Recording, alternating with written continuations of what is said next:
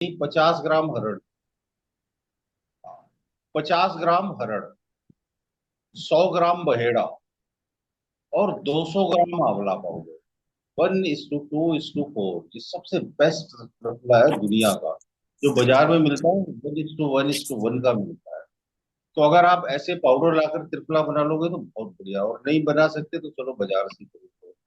मरने तक 1 चम्मच त्रिफला पाउडर सोने के पहले आधी गिलास पानी में घोल के पी जाओ, सोने के पहले। और सवेरे नाश्ते के बाद या नाश्ते के पहले जब आपको टाइम मिले, फिर आधी गिलास में आधा चम्मच पाउडर, 1 चम्मच शहद डाल के पी जाओ। बच्चों को भी दे दो, आप भी पी लो। इससे इतने फायदे हैं, इतने फायदे हैं, आप कभी बीमारी नहीं पड़ोगे। जो लोग त्रिफला 2 टाइम लेते हैं उनका ब्लड प्रेशर कभी नहीं बढ़ता, कभी नहीं। उनको सर्दी जुकाम नहीं होता, उनको डायबिटीज नहीं होती, उनको हार्ट ब्लॉकेज नहीं होते, कोलेस्ट्रॉल नहीं बढ़ने देता त्रिफला। त्रिफला आंखों की रोशनी मजबूत बनाता है। आयुर्वेद में लिखा है जो लोग त्रिफला लेते हैं वो शतायु होते हैं, 100 साल जी। आज का जो हमारा सेशन है वो है डिसीज के ऊपर, डिसीज, बीमारियों के ऊपर। बीमारियां क्यों होती हैं, हम क्यों बीमार पड़ते हैं, तो हम क्या करें कि बीमार ना पड़े। डिस ईज, डिस ईज में ही इसका राज छुपा हुआ है। डिस ईज का मतलब जब हम ईज छोड़ देते हैं। ये ईज का मतलब पता है क्या होता है? Relaxation, relaxation. हमने क्या मिस कर दिया? जैसे जैसे हमारी उम्र होती जाती है, रिलैक्सेशन हमारी लाइफ से मिस होता चला जाता है। बचपन में जब हम बहुत छोटे थे तो हम बहुत रिलैक्स में रहते थे। 20-20 घंटे, 18-18 घंटे, 15-15 घंटे, 10-10 घंटे सोते। तो आप जितना रिलैक्सेशन के मोड में रहोगे उतना आप हेल्दी रहो। हम पैसों की लालच में, बिजनेस की लालच में, मानसिक चिंताओं की वजह से पता है क्या कर देते हैं कि अपने आराम को हराम कर देते। तो हमारे हिंदुस्तान में एक नारा था, आराम हराम है। नेहरू जी ने दिया था ये नारा, आराम हराम है, काम करो। तो अगर आराम हराम है तो काम करो। तो काम काहे के लिए करो? काम क्यों करता है आदमी? इसलिए करता है ना, बहुत सारा काम करेंगे, ढेर सारे पैसे कमा लेंगे और फिर आराम। और अगर आराम ही आराम होगा तो काम करने का मतलब ही क्या हुआ? तो हम तो यही कहते हैं, आराम बड़ी चीज है, मुंह ढक के सोइए। हमारे घर में सब खूब सोते हैं भाई। हमारा सीक्रेट क्या है? सीक्रेट ऑफ सर्विस पता है? सक्सेस क्या है? स्लीप। जितना रिलैक्सेशन आप करोगे, देखो आज का वीडियो बड़ा प्रीशियस है, मेरे सारे वीडियो बहुत ही ज्यादा प्रीशियस होते हैं। आप इन्हें रिकॉर्ड कर लो, आप इनको अपने मन में उतार लो, आप इन्हें कहीं नोट डाउन कर लो। आप बड़े ध्यान से सुनो। नोट फोट करने की भी जरूरत नहीं, मैंने तो अपनी जिंदगी में कोई चीज कभी नोट ही नहीं की। जो सेशन, जो सेमिनार, जो किताब एक बार पढ़ ली वह लिख दी। अब मैं मेमोरी मास्टर था, पहले मेमोरी क्लासेस लेता था। बड़ी मोटी मोटी किताबें पढ़ता था, पेज नंबर बता दो, पैराग्राफ नंबर बता दो, मैं आपको लाइन बता दूं। इतनी तेज मेमोरी अभी भी है मेरी। तो मैंने कोई सेमिनार अटेंड करी तो वो यहाँ लिख गई, फिर उसे कभी नहीं भूल, कभी भूल ही नहीं सकता। हमारे पास अनलिमिटेड मेमोरी बैंक है, हम कितना भी याद रख सकते। लेकिन हमारी प्रॉब्लम पता है क्या है? हम वीडियो यहाँ देख रहे हैं, बात आप मुझसे कर रहे हैं, ध्यान कहीं और। हमारी जिंदगी का सबसे बड़ा दुख ये है कि हम थे कहीं और हम होते कहीं और। हम अपनी क्लास में जब पढ़ने जाते थे तो हम क्यों थर्ड और फेल हो जाते थे और सेकंड क्लास आते थे? क्योंकि जो भी टीचर पढ़ाता था, देखो उसी क्लास में से कोई एक आधा बच्चा होता ना जो टॉपर निकलता है, और उसी क्लास में कोई एक आधा बच्चा ऐसा रहता है जो फेल हो जाता है। तो वहां पर प्रेजेंट नहीं रहता, 100% प्रेजेंट नहीं रहता। तो ये बहुत गहरा सब्जेक्ट। तो हमें क्या करना है? अपनी लाइफ में ईज पैदा करना है, रिलैक्सेशन पैदा करना है। उसकी दुनिया की सबसे बेस्ट एक्सरसाइज आपको सिखाने वाला हूँ, सबसे बेस्ट। देखो, आपने विपस्सना सुना होगा, भगवान बुद्ध ने विपस्सना किया और फिर उन्होंने एनलाइटनमेंट को पाया। विपस्सना ध्यान सब जगह सिखाया जाता है, लेकिन विपस्सना ध्यान किसी को आता ही नहीं। भगवान बुद्ध के बाद भगवान बुद्ध कोई बन ही नहीं सका, क्योंकि विपस्सना किसी को समझ में ही नहीं आता है। समझ ही नहीं आता है विपस्सना, आज तक समझ में नहीं आया। तो आज आपको वर्ल्ड का सबसे बेस्ट ध्यान सिखाते हैं, विपस्सना ध्यान। और वर्ल्ड की वो एक्सरसाइज जो आपकी सब बीमारियों को चुटकियां बजाते खत्म करेगी। आप पहले दिन से करोगे और आप बोलोगे मजा आ गया। आप बड़े ध्यान से सुनना मेरी बातें, एकदम आंख कान खोल लो और मन में गहरे में समा जाओ। एकदम मंत्र मुग्ध होकर देखो, जैसे वो सांप नहीं बीन की ध्वनि सुनता है, वैसे मंत्र मुग्ध होकर आप मेरी बातें सुनो। क्योंकि मेरी बातें किताबों से नहीं आती, मेरी बातें यहाँ से नहीं आती, मेरी बातें यहाँ से आती है, हार्ट से आती है, और हार्ट का कनेक्शन गॉड से रहता है। तो हमें क्या करना है अब? हम 24 घंटे सांस लेते रहे, चाहे जागे, चाहे सोए, चाहे नहाए, चाहे पूजा करें, चाहे खाना खाएं, चाहे चले, चाहे टॉयलेट में जाए, चाहे किसी से झगड़ा करें, चाहे किसी की बुराई करें, चाहे किसी की तारीफ करें, हमेशा सांस लेते रहते हैं। जब तक हम जिंदा हैं तब तक हम सांस लेते रहते हैं। मैंने इस पर एक वीडियो बनाया था, वी आर द ब्रीथ। तो एक्चुअली वो वीडियो बड़ा गहरा था, ब्रीथ के पीछे हम रहते। तो अब देखो, हम इस समय सांस ले रहे हैं, तो इस सांस के साथ हम ट्रेवल कर रहे हैं। देखो, जब आपने सांस ली ना तो बाहर से हवा आई, प्राण वायु आई और अंदर गई, और उस हवा के साथ हम अंदर गए, और नोस्ट्रिल से होते हुए, गले से होते हुए, लंग से होते हुए, वो ऑक्सीजन पूरी बॉडी में फैलती है। आप ऐसा मत समझ लंग्स में नहीं जा रही है, पूरी बॉडी के कोने कोने में जाती है। तो आप क्या इमेजिनेशन करो कि आपने सांस ली तो आप इसके साथ अंदर जा रहे हो, नाक के अंदर जा रहे हो, बॉडी में ट्रेवल कर रहे हो, लंग्स में जा रहे हो, सब जगह जा रहे हो। और फिर जब आपने सांस छोड़ी तो आप बॉडी से बाहर निकलकर ब्रह्मांड में, ब्रह्मांड। फिर आपने सांस ली तो आप फिर अंदर जा रहे हो, नाक से अंदर। फिर आपने सांस छोड़ी तो नाक से बाहर। आप 3 ब्रीथ लोगे और आप ईज में पहुंच जाओगे, रिलैक्सेशन के मोड में आ जाओगे। ठीक इसी समय आप करो, 3 ब्रीथ लेने में 5-10 सेकंड लगे। क्लोज योर आइज, अपनी आंखें बंद करो, सांस अंदर लो, और आप सांस के साथ जा रहे हो अपनी नाक में, अपने गले में, अपने लंग्स में, शरीर को खोलो। सांस बाहर छोड़ रहे हो तो आप बाहर जा रहे हो, धीरे धीरे। आप फिर अंदर आ रहे हो सांस के साथ, आप फिर बाहर जा रहे हो सांस के साथ।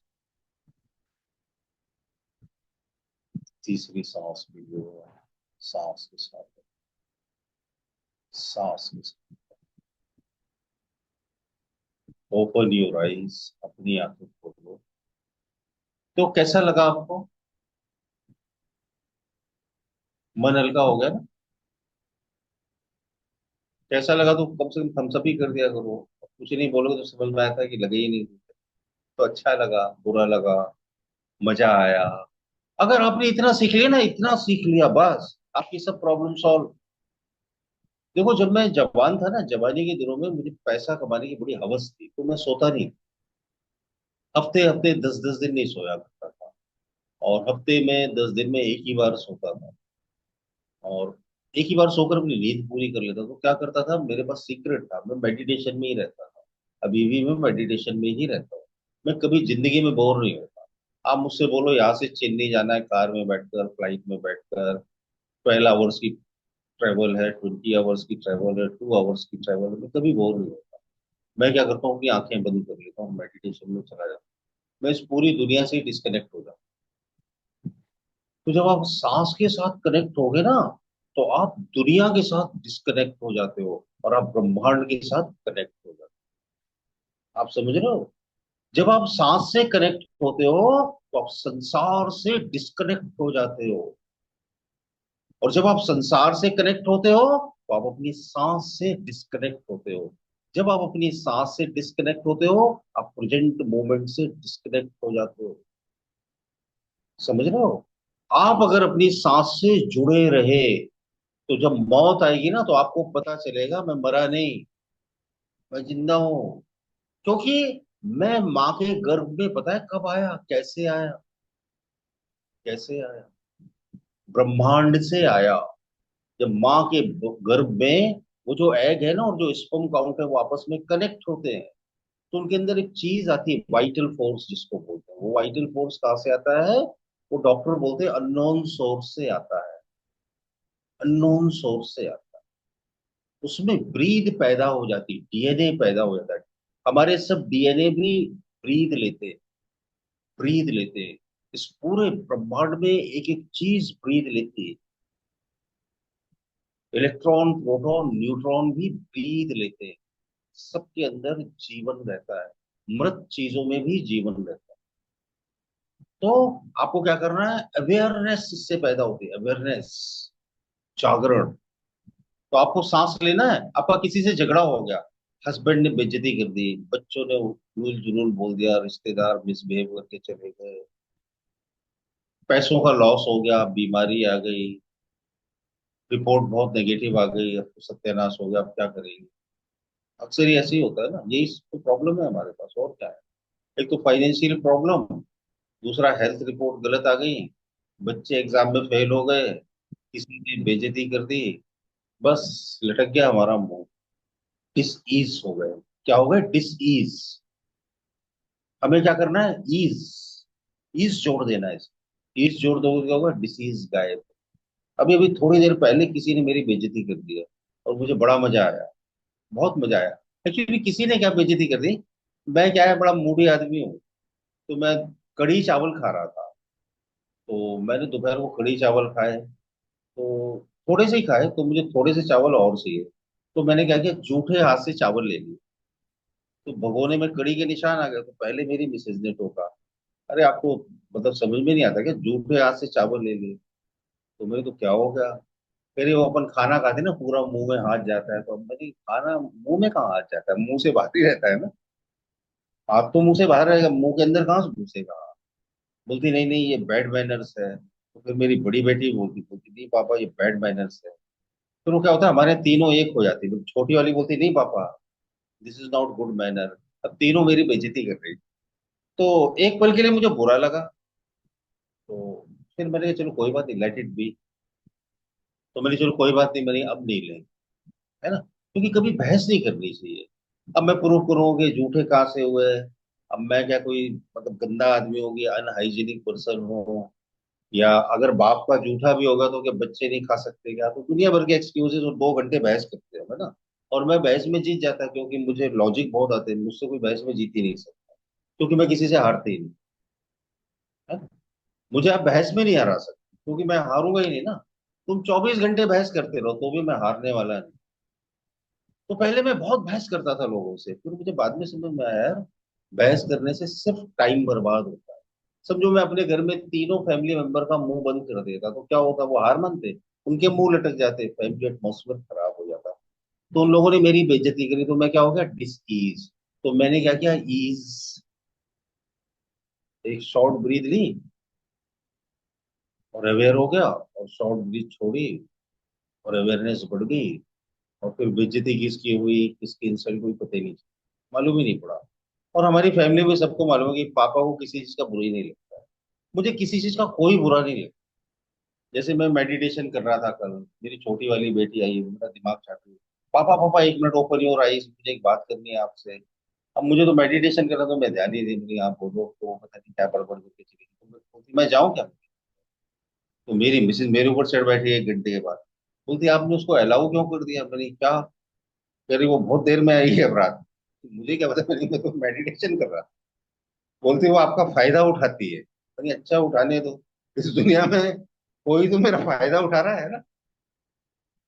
तो मेरे बच्चे भी खुश, मैं भी खुश, सब खुश। तो अगर आप चाहते हो कि सब खुश रहे, तो क्या करना पड़ेगा? सबसे पहले हमको खुश रहना पड़ेगा। हम कैसे खुश रहेंगे? अवेयरनेस। सिर्फ अवेयरनेस एक ऐसी चीज है जो आपको खुश रख सकती है। अवेयरनेस कहाँ से आती है? सांस के प्रति अवेयर होकर। भगवान बुद्ध ने उनकी पूरी टीचिंग आप छान मारो, इस दुनिया के सारे मेडिटेशन की जड़ों में जब आप जाओगे, तो एक ही मेडिटेशन है इस दुनिया में, पे अटेंशन ऑन ब्रीथ। कोई सी भी किताब पढ़ लो, किसी भी गुरु जी के पास चले जाओ, pay attention on your breathe, घूम घुमाकर वही आ जाते हैं। क्योंकि और कोई तरीका ही नहीं है मेडिटेशन करने का, मेडिटेशन को समझने का। हालांकि meditation pay attention on breathe नहीं है, मेडिटेशन सांसों पर ध्यान देना नहीं है, जरा भी नहीं है।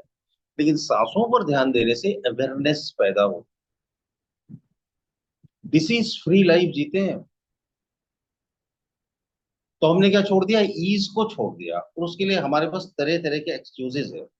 अरे सर, घर में शोर बहुत होता है, फैमिली मेंबर सही नहीं है, मेरी सास कटकट करती है, मेरे पापा का स्वभाव अच्छा नहीं है, हमारे पास पैसे बहुत कम है, मेरा घर बहुत छोटा है, ये है वो है, दुनिया भर की वजह है हमारी। जब मैं बॉम्बे आया था तो बिल्कुल नया नया आया था, तो एक रूम में 8 लड़कों के साथ अकेले रहता था, 8 लड़कों के साथ। वो सब दारू पीते थे और पत्ते खेलते थे, मैं अकेला एक था जो कोने में बैठकर मेडिटेशन करता था। और वो लोग मुझसे बड़े खफा रहते थे, बहुत नाराज रहते थे, मुझे बहुत परेशान करते थे। कभी मेरा मुंह खोल गया तो मेरे मुंह में कूड़ा फेंक दिया, कभी बहुत सताते थे मुझे। और वो मुझे बड़ा परेशान करते थे और मैं परेशान ही नहीं होता था। उनमें से 8 में से 6 मर गए सड़ सड़ कर, और एक भुगत रहा है। और बाद में सब मेरे चेले थे, सबके सब। और उन 8 में सबसे ज्यादा सक्सेसफुल पर्सन मैं था, मेडिटेशन की वजह से। मैं जो जिंदा हूं ना, वो मेडिटेशन की वजह से। नहीं तो या तो मैं जेल में होता, या तो ऊपर हो। बड़ा गुस्सैल आदमी था, बहुत हॉट टेम्पर्ड। तो हॉट टेम्पर्ड होने की वजह से या तो जेल में बंद हो जाता किसी को मार मुर के, और मेडिटेशन नहीं जाता तो मैं हेल्दी भी नहीं रह पाता, बीमार पड़ जाता। तो अब आपको डिस ईज से ईज होने का फॉर्मूला पता चल गया, कितना आसान है, आसान है कि नहीं है? है ना, एकदम easy, very very easy. Very easy, इतना। वेरी। तो लेकिन आपको क्या करना है, ईज फॉर्म में हमेशा रहना है। समझो आप जैसे डिस ईज हो, हमें डिस ईज हो गई, तो हमें क्या करना है, ईज में चले जाना। अब इससे आपको बड़े फायदे हो, बड़े फायदे हो। आपके बड़े बड़े टेस्ट होते हैं ना, सीटी स्कैन हो रहा है, एमआरआई हो रहा, बड़ी बड़ी मशीनें लगाई जा रही हैं, आदमी वैसे ही घबरा जाता है नहीं, अरे ये क्या होगा, मेरा उल्टा होता है। तुम मेरे आगे जितनी बड़ी मुश्किल खड़ी कर दो, मैं उतना ज्यादा इजी हो जाता। मैं पता है क्या सोचता हूँ यार, मरना तो है ही ना, मरेंगे ही ना लास्ट में, तो I am ready to die. जो मरने के लिए तैयार है वो हमेशा इस मूड में ही रहता है। तो आप अपने आप से पूछोगे, क्या मैं मरने के लिए तैयार हूँ? तो इस दुनिया में कोई भी मरने के लिए तैयार नहीं है, है ना। वो अपने पैसे दे देगा, अपनी प्रॉपर्टी दे देगा, अपनी इज्जत आबरू दे देगा, मरेगा। बहुत कम लोग मरने के लिए तैयार रहते हैं। नचिकेता मरने के लिए तैयार थे, भगवान बुद्ध मरने के लिए तैयार। कुछ लोग होते हैं जो मरने के लिए तैयार रहते हैं। तो आप अपने आप से पूछोगे कि क्या आप रेडी हो क्या? क्योंकि मौत तो कभी भी आ सकती है ना। सुनामी आ सकती है, भूकंप आ सकता है, ट्रेन एक्सीडेंट हो सकता है, कार पलटी खा सकती है, छत गिर सकती है, मौत कभी भी आ सकती है। तो आर यू रेडी? रेडी है क्या? अच्छा बताओ, कौन रेडी है मरने की, तैयार कौन? अरे वाह, चलो एक थम्स अप आया। आई एम रेडी। अरे वाह वाह वाह वाह, क्या बात है। मैं तो सोच रहा सबसे पहले मुक्ता ही हाथ ऊपर करके, वो तो चल ठीक है, चलो, नहीं नहीं, मैं देख रही हूँ सबको, मेरा तो हाथ सर आपको पता ही है, उठा ही हुआ है। ठीक है, आप रेडी यहाँ ठीक है सर, आप बोलते हो तो चलो। अब आप मरोगे तो हम भी मर ही बोलते जाएंगे। हो तो ठीक है। देखो, जो मरने के लिए तैयार है ना, मरने के लिए जो तैयार है वो कभी डरता नहीं। ये सबने हाथ खड़े कर दिए या उठा दिए तो इसका ये मतलब समझना कि सब तैयार है। एक्चुअली तैयार नहीं होता, मेंटली प्रिपरेशन नहीं होती। अगर हम मरने के लिए तैयार हो जाओगे ना, तो आपकी तबीयत ठीक होने लगेगी, आपके फंड फाइनेंसेस ठीक होने लगेंगे, भगवान प्रकट हो जाते हैं। भगवान पता है हमारे पास क्यों नहीं आता? क्योंकि हम डरते बहुत हैं, हम डरपोक लोग हैं। जो डरते हैं ना, उनके पास तो ईश्वर आते ही नहीं। जो निडर और निर्भय और बेखौफ रहते हैं, उनके पास भगवान। जो ईज मोड में रहते हैं, उनके पास भगवान। यही असली विपस्सना है। Only this is the real meditation, है ना। अपनी सांस के साथ अंदर गए। मुझे पता है आप लोग अब ये करने वाले हो, और जब आप करोगे ना और इसे जिंदगी भर करोगे, आप बोलोगे यार मजा आ गया, एनर्जी लेवल 100 गुना बढ़ गया है, जवानी वापस लौट आई। आप यकीन मानो, बुढ़ापा साइकोलॉजिकल होता है। ये जो एज के नंबर्स बढ़ रहे हैं ना, इससे कुछ नहीं होता है। मेरे कई गुरु थे जो 135 साल के, कोई 115 साल का, कोई 90 साल का। ऐसी एनर्जी कि मैं आपको बता नहीं सकता। और वो ना पानी पीते थे ना खाना खाते थे, अभी भी हैं, एग्जिस्ट करते हैं।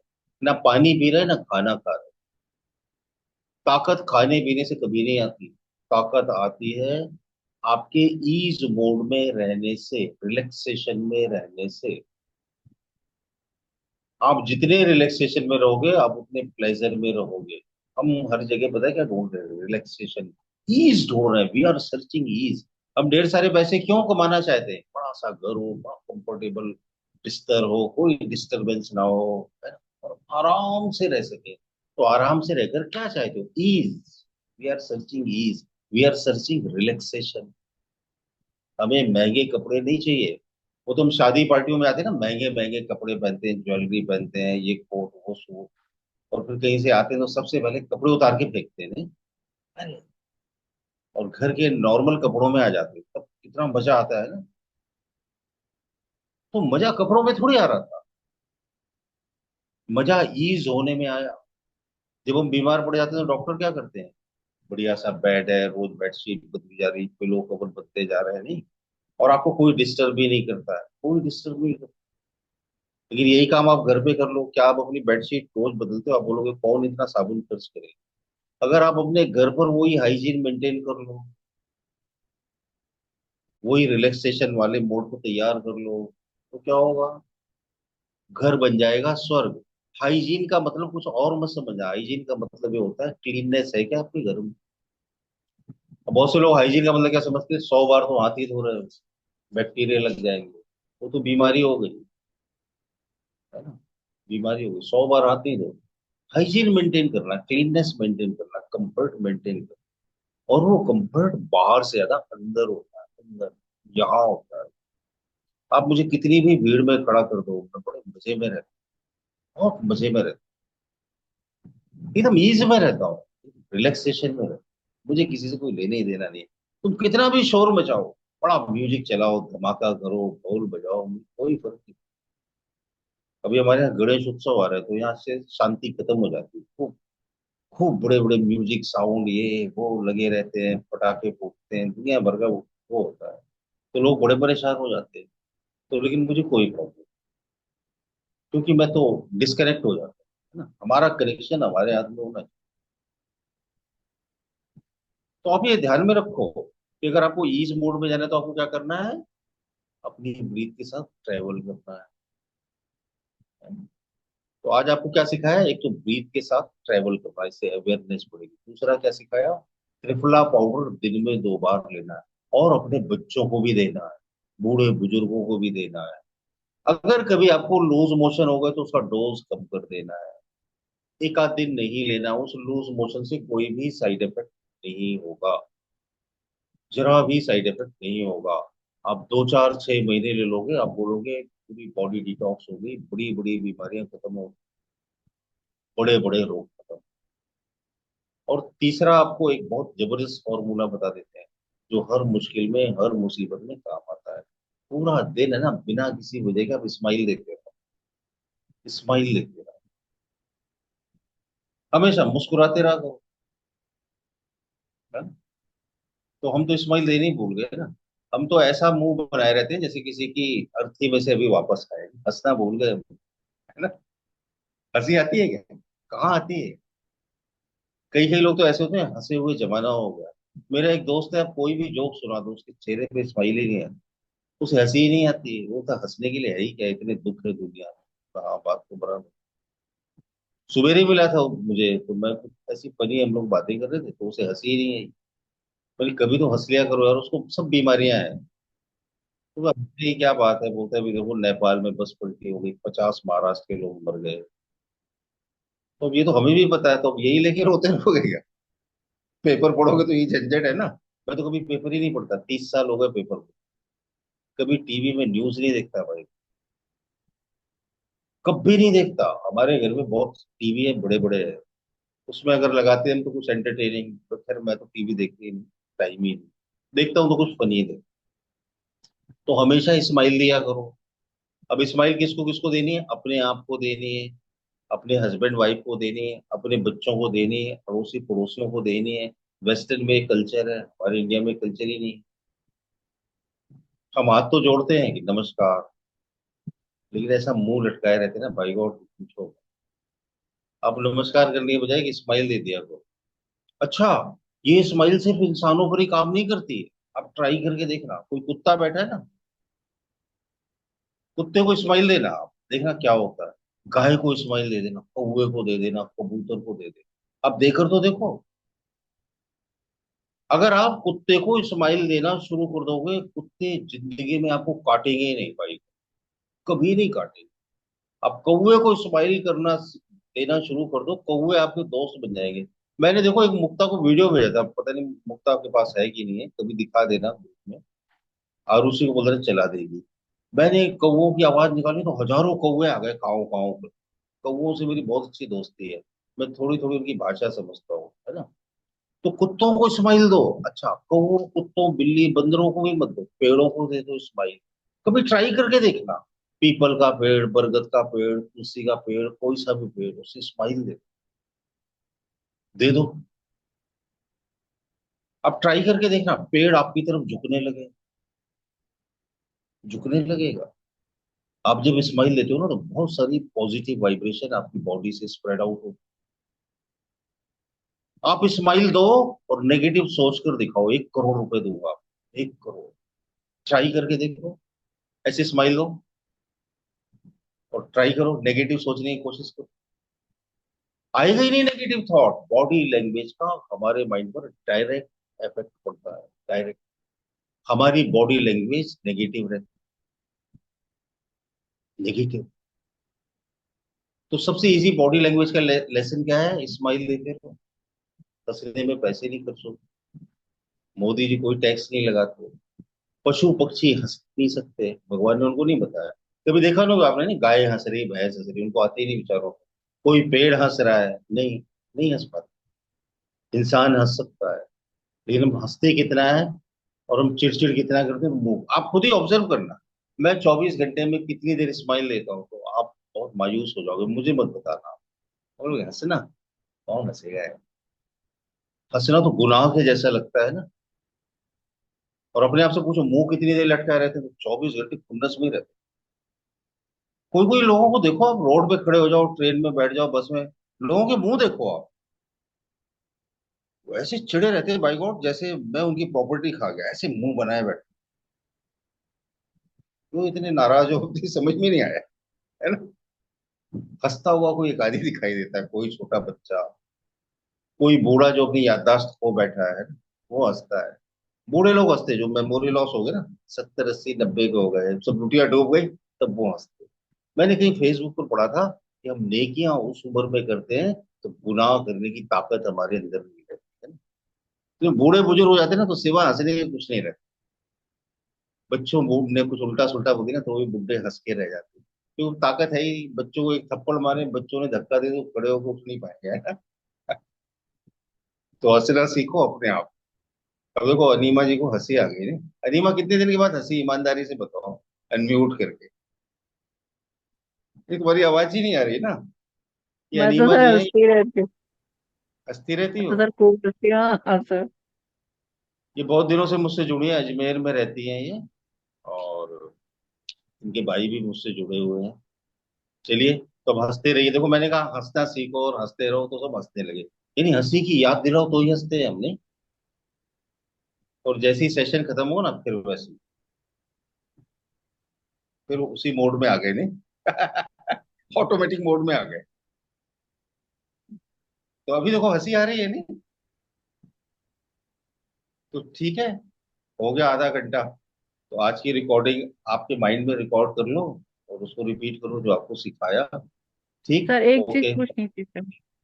आप पूछो पूछो। सर मैं कह रही थी, मेडिटेशन के सारे नेगेटिव थॉट्स आते हैं, ऐसा क्यों होता है? क्योंकि हम मेडिटेशन को समझ ही नहीं पाते ना।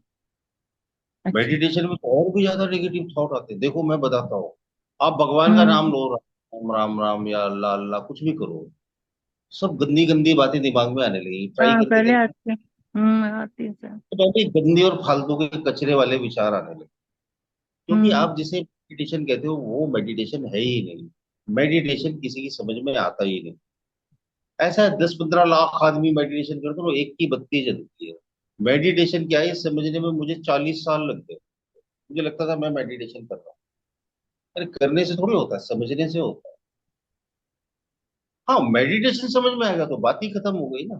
फिर नेगेटिव थॉट कहाँ से आएंगे? आ ही नहीं सकते। तो बस मेरे वीडियो देखते देखते आपको मेडिटेशन एक दिन समझ में आ जाएगा, और मेडिटेशन जिस दिन समझ में आएगा समझ जाओ आपकी लॉटरी लग गई। हम्म। अब बोलो कि लॉटरी लग गई मेरी, फिर तो बावला हो जाता है। फिर थोड़ी दुखी होता है। हम्म? दुखी होकर भी दुखी नहीं होता, बीमार पड़ के भी बीमार नहीं, मर के भी नहीं मरता। तो समझ में एक दिन आ जाएगा जिस दिन आपकी बत्ती जल गई। ऐसे तो मैं हर उसमें ही ट्रिक और टिप्स देता हूँ आपको, लेकिन सत्य इतना सरल है कि हमारी समझ में नहीं आता। इतना सहज है कि मुझे मिस करो। बहुत आसान है, लेकिन हमें लगता है समझ में आ गया, लेकिन आता ही नहीं। हम बचपन से यही तो कर रहे हैं, yes sir yes sir, class में भी यही नहीं। टीचर ने पढ़ाया समझ में आ गया बेटा, यस सर। आ गया बेटा, यस सर। फिर एग्जाम हो तो नो सर, बत्ती गोल। तो अभी भी मैं सेशन लेता हूँ, सिखाता हूँ लोगों को, समझ में आ गया, यस सर। इसमें तो बड़े मास्टर हैं। फिर दुखी क्यों है तो नो सर, पता नहीं। वो नहीं पता, इसका मतलब समझ में नहीं आया। ठीक है, चलिए, ओके, बाय बाय। मोना को थैंक बहुत हंसी आ रही है।